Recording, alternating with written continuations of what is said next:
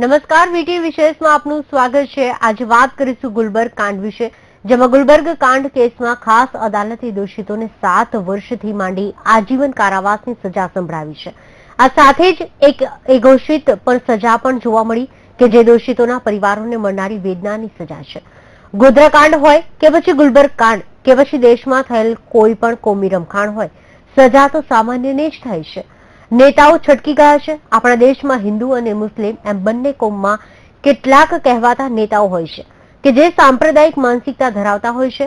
તેઓ સત્તા માટે સાંપ્રદાયિકતાને સીડી બનાવે છે અને ભોળા લોકોને હાથો। આમ સાંપ્રદાયિકતાના આ રસ્તે જતા નેતાઓ સત્તા મેળવી મજા કરે છે, જ્યારે તેમનો હાથો બનેલાઓ જેલમાં અને તેમના પરિવારજનો જેલ બહાર સજા ભોગવે છે। આ જ વિષય પર આજની વિશેષ રજૂઆત, સાંપ્રદાયિકતા, સત્તા અને સજા।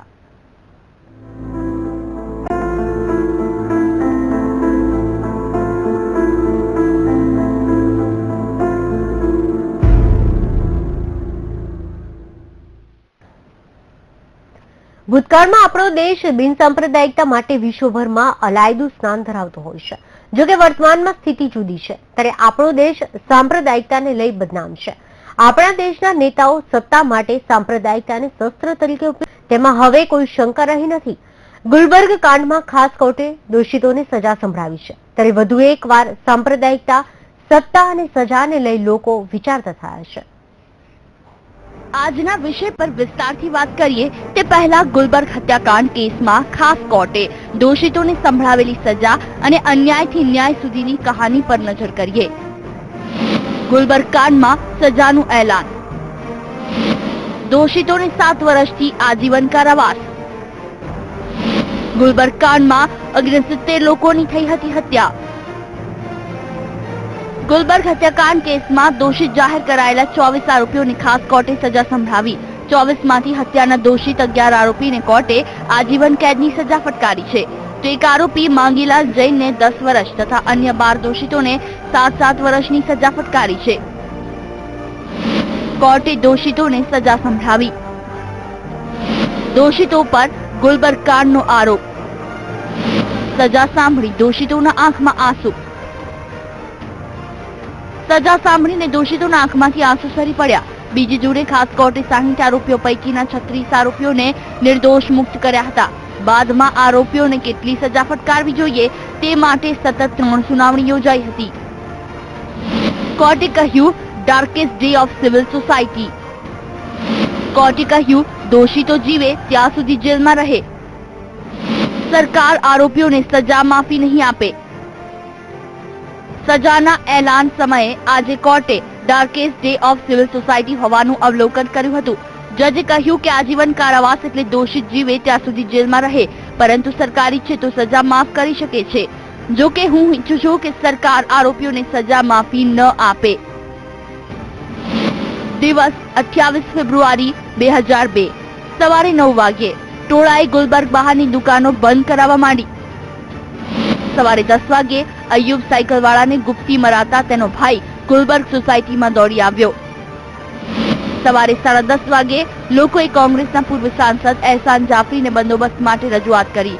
સોસાયટી પાસે 10,000નું ટોળું ભેગું થયું। સવારે 11 વાગ્યે ટોળાએ સોસાયટી બહારની આગ લગાવવાની સાથે પેટ્રોલના સળગતા બલ્બ, એસિડ બલ્બ અને પથ્થરમારો કરવાનું શરૂ કર્યું।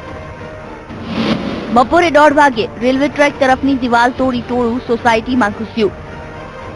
બપોરે 2 વાગ્યે સોસાયટીના રહીશો એહસાન જાફરી સમક્ષ ફરીવાર મદદની માંગ કરવાની રજૂઆત કરી।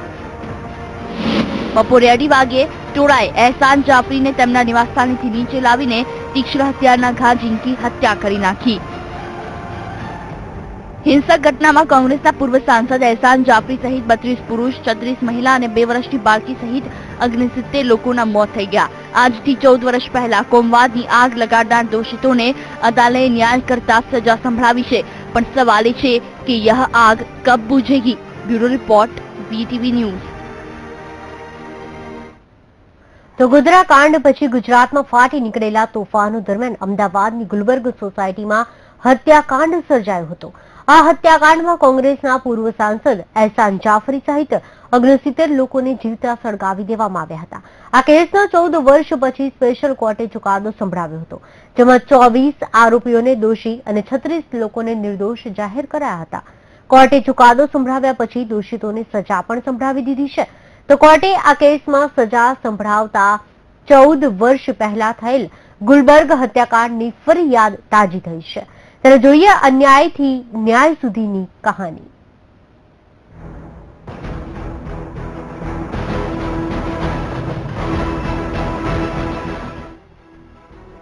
ગોધરા કાંડના એક દિવસ પછી ગુલબર્ગ હત્યાકાંડ તારીખ 28 ફેબ્રુઆરી 2002 અમદાવાદની ગુલબર્ગ સોસાયટી પર 20,000થી વધુ લોકોના ટોળાએ હિંસક હુમલો કર્યો.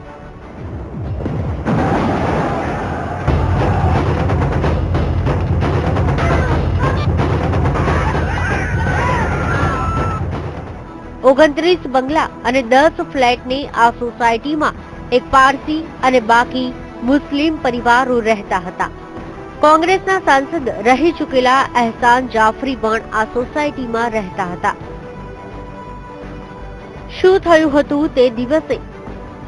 અમદાવાદના મેઘાણીનગર વિસ્તારમાં આવેલી ગુલબર્ગ સોસાયટીમાં રહેતા મુસ્લિમ પરિવારો 28 ફેબ્રુઆરી 2002 ના દિવસે સવારે જાગ્યા ત્યારે તેઓને સપને પણ ખ્યાલ નહીં હોય કે આજે તેઓની આંખો કાયમ માટે બંધ થઈ જવાની છે. ગુલબર્ગ સોસાયટીમાં રહેતા પરિવારો સવારે જાગ્યા ત્યારે આંખોમાં નવી આશાઓ જીવતી રાખીને જાગ્યા હતા.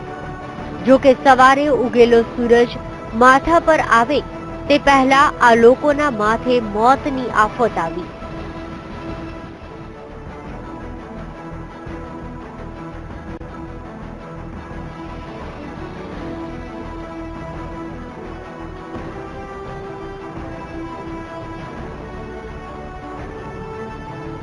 ખૂની ટોળાએ દસ્તક દીધી. ટોળા પર હત્યાનું ભૂત સવાર હતું. ઘરમાંથી કાઢી કાઢી લોકોને માર્યા.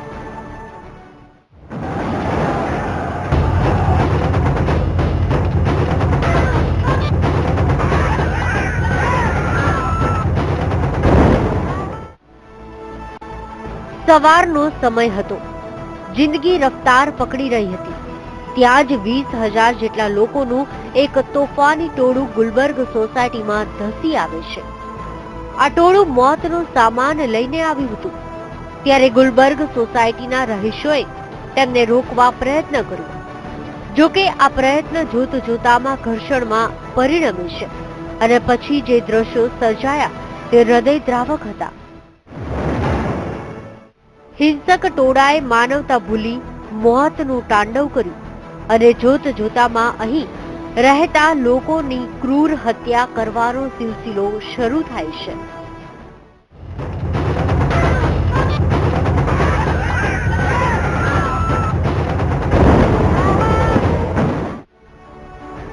જે લોકો ઘરમાં ઘૂસી જાતને બચાવવાનો પ્રયાસ કરે છે તેઓને ઘરમાંથી બહાર કાઢીને જીવતા સળગાવી દેવામાં આવે છે.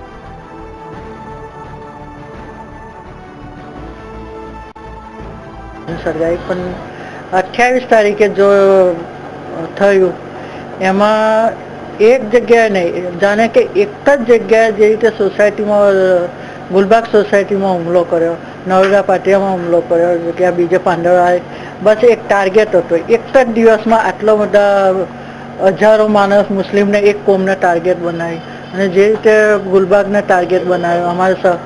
અમે સવારથી કે સાંજે 5 વાગ્યા સુધી કોઈ પોલીસની મદદ નહીં આવી, નહીં ફાયર બ્રિગેડ નહીં આવી, કોઈ બી નેતાઓને ફોન કર્યા જાફરી સાહેબે, પણ કોઈ બી હેલ્પ નહીં કરી. એટલે એક તાંડવ, એક સાજિશ જેવું હતું કે જે એક સવારથી સાંજ સુધી પોલીસ ના આવી શકે. એ બહુ મોટી દુઃખદ વાત હતી.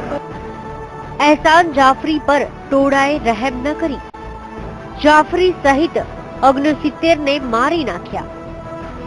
તોફાની ટોળાએ કોંગ્રેસના પૂર્વ સાંસદ અને જાકિયા જાફરીના પતિ એહસાન જાફરી સહિત 69 લોકોને જીવતા સળગાવી દીધા. જેમાં 39 લોકોની લાશો મળી અને બાકીને ગુમ જાહેર કરાયા હતા. જોકે 7 વર્ષ પછી પણ કોઈની ભાળ ન મળતા અંતે મૃત જાહેર કરાયા હતા. वो ये चीजें तो हम भूल ही नहीं सकते, क्यों? क्या हमारे घर में 10 जने मर गए, शहीद हो गए, हमारा अक्का कुटुंब साफ हो गया, हम इसको कैसे भूल सकते हैं? हम मरेंगे वहां तक नहीं भूल सकेंगे. ગોધરા કાંડથી લાગી કોમવાદની આગ, કાર સેવકોને જીવતા સળગાવાયા.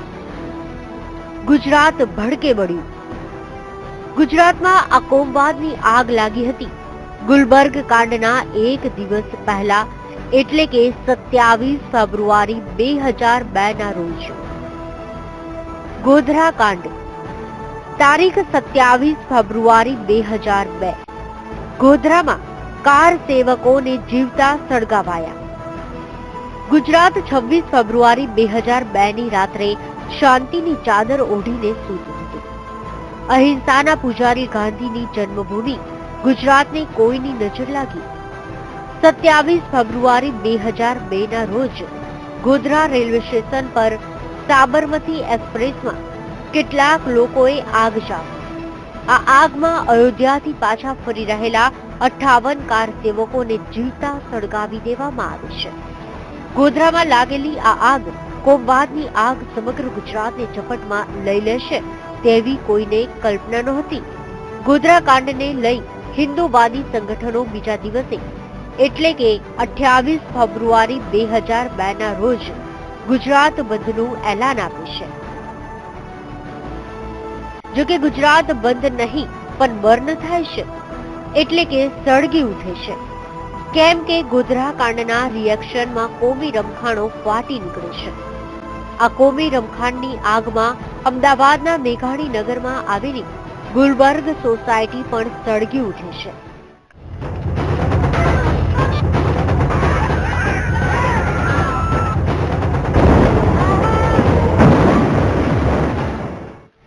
ગુલબર્ગ સોસાયટીમાં કોંગ્રેસના પૂર્વ સાંસદ એહસાન જાફરી પણ રહેતા હતા. આથી ગુલબર્ગ સોસાયટીના રહીશોને આશા હતી કે એહસાન જાફરીના કારણે પોલીસનો પૂરતો બંદોબસ્ત મળી રહેશે અને બચી જવાશે. ગુલબર્ગ કાંડ વિશે અત્યાર સુધીમાં જેટલું પણ લખાયું છે તે મુજબ એહસાન જાફરીએ પોલીસ અને સરકારમાં બેઠેલા કેટલાક નેતાઓને મદદ માટે ફોન કર્યા હતા, પણ કહેવાય છે કે કોઈની મદદ નહોતી મળી. Bureau report, VTV news.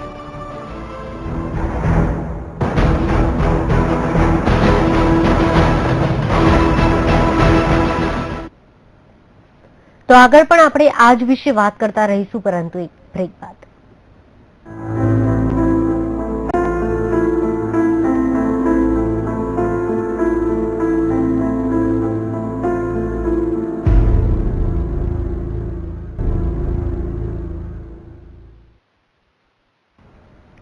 Welcome back. આગળ વાત કરીશું ગોધરા કાંડની. આપણે વાત કરતા હતા જેમાં ગોધરા કાંડ પછી ગુજરાતમાં ફાટી નીકળેલા કોમી તોફાન દરમિયાન અમદાવાદની ગુલબર્ગ સોસાયટીમાં જે હત્યાકાંડ થયો તે ક્યારેય ભૂલી શકાય તેમ નથી.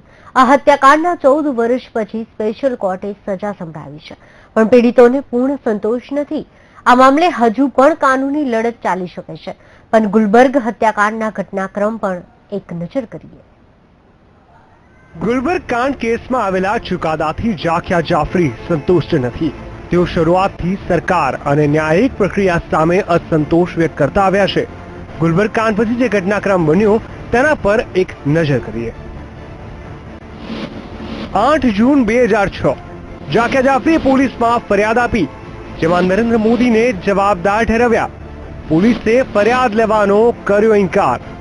8 જૂન 2006માં એહસાન જાફરીના વિધવા પત્ની જાખ્યા જાફરીએ આક્ષેપ કર્યો હતો કે મુખ્યમંત્રી નરેન્દ્ર મોદીએ વરિષ્ઠ અધિકારી, પ્રધાનો અને પોલીસ સાથે મળીને રાજ્યમાં કોમી હિંસા વધુ ભડકી ઉઠે તેવા પ્રયાસ કર્યા હતા. 7 નવેમ્બર 2007માં ગુજરાત હાઈકોર્ટે પણ આ ફરિયાદને એફઆઈઆર માનીને તપાસ કરવાનો ઇનકાર કરી દીધો હતો. તપાસ માટે સીટ 26 માર્ચ 2008. સુપ્રીમ કોર્ટે કરી સીટની રચના. ગુલબર્ગ સહિત 10 કેસોની તપાસ. જાકિયા જાફરીના આક્ષેપો બાદ માર્ચ 2008માં સુપ્રીમ કોર્ટ દ્વારા નિમવામાં આવેલી સ્પેશિયલ ઇન્વેસ્ટિગેશન ટીમ અથવા તો સીટ દ્વારા તપાસ કરવામાં આવી હતી. ગુજરાત રમખાણો દરમિયાન થયેલા 10 મોટા કાંડની તપાસ સીટને સોંપવામાં આવી હતી. માર્ચ 2009માં જાકિયાની ફરિયાદની તપાસની જવાબદારી પણ સુપ્રીમ કોર્ટે એસઆઈટીને સોંપી હતી. સપ્ટેમ્બર 2009માં ટ્રાયલ કોર્ટમાં ગુલબર્ગ હત્યાકાંડની તપાસ શરૂ. સીટના મોદીને સવાલ. 27 માર્ચે 2010માં નરેન્દ્ર મોદીને સમન્સ. 9 કલાક સુધી કરાઈ મોદીની પૂછપરછ. વર્ષ 2010માં 9 કલાક સુધી નરેન્દ્ર મોદીની પૂછપરછ સીટ દ્વારા કરાઈ હતી. 2011માં સુપ્રીમ કોર્ટે આ કેસમાં સુનાવણી કરવાનો ઇનકાર કર્યો હતો અને કહ્યું હતું કે આ મામલો અમદાવાદ કોર્ટ હાથ ધરશે. એપ્રિલ 2011માં વર્ષ 2002માં વરિષ્ઠ પોલીસ અધિકારી રહી ચૂકેલા સંજીવ ભટ્ટે કહ્યું હતું કે મોદીએ તેમને કહ્યું હતું કે ગોધરા નજીક સાબરમતી એક્સપ્રેસને આગ ચાપીને 59 કાર સેવકોને મોતને ઘાટ ઉતારવા બદલ બદલો લેવા રાજ્યમાં હિન્દુઓને છૂટો દોર આપવામાં આવે. સીટે એવા તારણ પર પહોંચીને જણાવ્યું હતું કે સંજીવ ભટ્ટની જુબાની વિશ્વસનીય નથી, કારણ કે સંજીવ ભટ્ટ સરકાર સામે વિરોધી વલણ ધરાવે છે. સીટે એવો આક્ષેપ કર્યો હતો કે અરજી રાજકીય રીતે પ્રેરિત છે. પિસ્તા સેતલવાડના ઇશારે આ અરજી દાખલ કરવામાં આવી છે. સુપ્રીમમાં સીટનો રિપોર્ટ. 14 મે 2010માં સીટે રિપોર્ટ રજૂ કર્યો. 2011માં એમિક્સ ક્યુરી રાજુ રામચંદ્રને સુપ્રીમમાં નોટ રજૂ કરી. 11 સપ્ટેમ્બર 2011માં સુપ્રીમ કોર્ટે આ કેસનો ચુકાદો ટ્રાયલ પર છોડ્યો. 8 ફેબ્રુઆરી 2012માં એસઆઈટીએ પોતાનો રિપોર્ટ મેટ્રોપોલિટન મેજિસ્ટ્રેટ કોર્ટમાં રજૂ કર્યો. મોદીને મળી હતી ક્લીન ચીટ. મોદીને મેટ્રોપોલિટન મેજિસ્ટ્રેટ તરફથી ક્લીન ચીટ. મોદી વિરુદ્ધ કોઈ પુરાવો નહોતા મળ્યા. એસઆઈટી રિપોર્ટમાં મળી હતી ક્લીન ચીટ. ગુજરાતમાં તાત્કાલિક મુખ્યમંત્રી નરેન્દ્ર મોદી પર પણ આ મામલે આરોપો લાગ્યા હતા. જો કે 2010માં સીટે પૂછપરછ પછીના રિપોર્ટમાં ક્લીન ચીટ મળી ગઈ હતી. 4 વર્ષના ગાળા બાદ સીટે ફેબ્રુઆરી 2012માં કહ્યું હતું કે મોદી અને અન્યો સામે કોઈ પણ પુરાવા નથી. સીટે ક્લોઝર રિપોર્ટ રજૂ કરીને તપાસને બંધ કરી હતી. જાફરી એવી રજૂઆત કરી હતી કે સીટના ક્લોઝર રિપોર્ટને પડકાર ફેંકવામાં આવશે. મોદીને અપાયેલી ક્લીન ચીટને પડકાર ફેંક્યો હતો. સપ્ટેમ્બર 2013માં ઉગ્ર દલીલો પૂરી થઈ ગઈ હતી.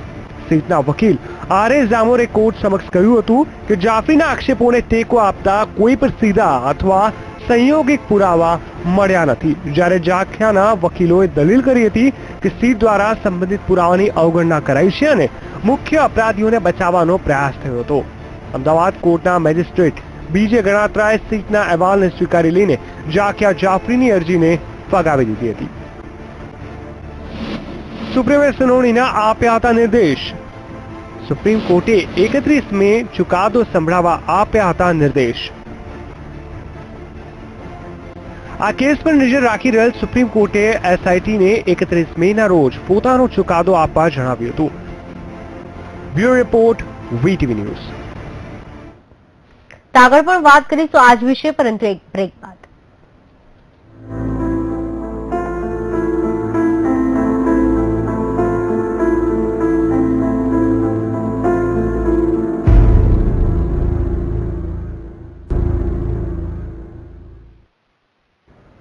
તો બ્રેક બાદ આપનું સ્વાગત છે. ગુજરાતમાં ગોધરાકાંડ અને પછી ફાટી નીકળેલા કોમી રમખાણોને સાંપ્રદાયિકતા, સત્તા અને સજા સાથે જોડીને જોઈએ.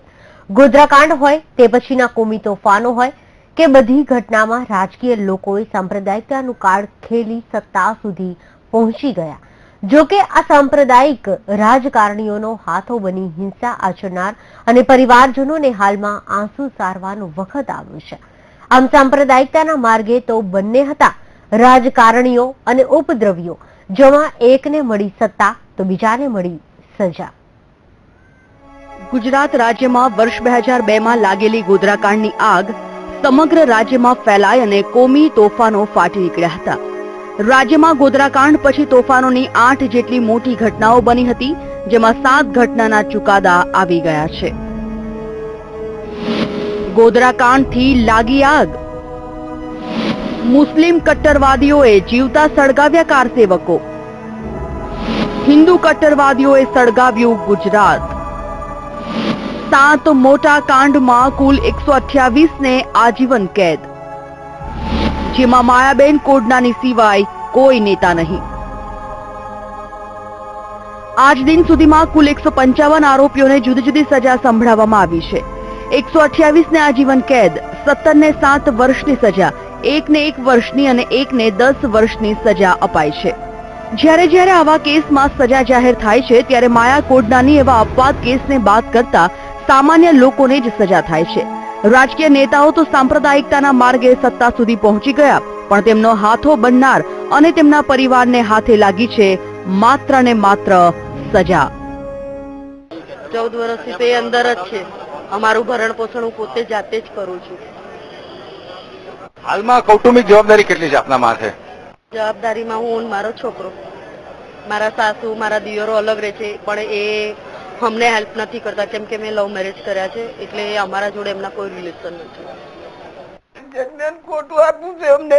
મારા દીકરાને નિર્દોષને ફસાયો છે. મારા દીકરાને ખાલી બોલાવીને લઈ જઈને અહીંયા કે તમારે સહી કરવા જવાનું છે એમ કરીને મારા દીકરાને ઉપાડ્યો હતો પહેલા, અને મારા દીકરાને અત્યારે નિર્દોષ છોડવાની બદલે મારા દીકરાને જન્મટીપ આપી છે. મને મંજૂર નથી. મારા આંધ્રાની આખા તે મારા ગરીબના બેલી હતો. મહિના ઉપર તો અમે બધા જીવીએ છીએ. અમે એને લઈ લીધો તો અમે શું કહીશું, એ શું કરશું, અમે કઈ રીતે જીવશું એમ કહો હવે. હાલો.